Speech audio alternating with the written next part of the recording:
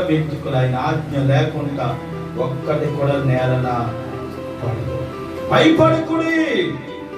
ఆయన సెలవు లేకుండా, ఆయన ఆజ్ఞ లేకుండా దేవుని ప్రియమైన బిడ్డరా ఒక తల వెంట్రుకలు నేల మీద పడదు అని ఉంది. మళ్ళీ ఆయన అంటున్నాడు ఏమనంటే మీ తల వెంట్రుకలన్నీ లెక్కింపబడి ఉన్నాయట.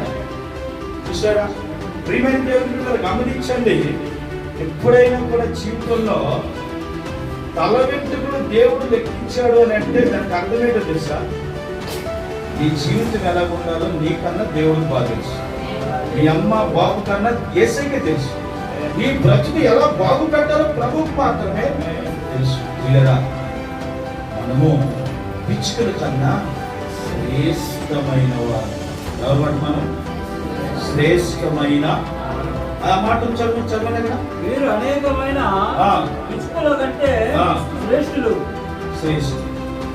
మీరు అనేకమైన పిచ్చుకల కంటే శ్రేష్ఠులు అన్నారు.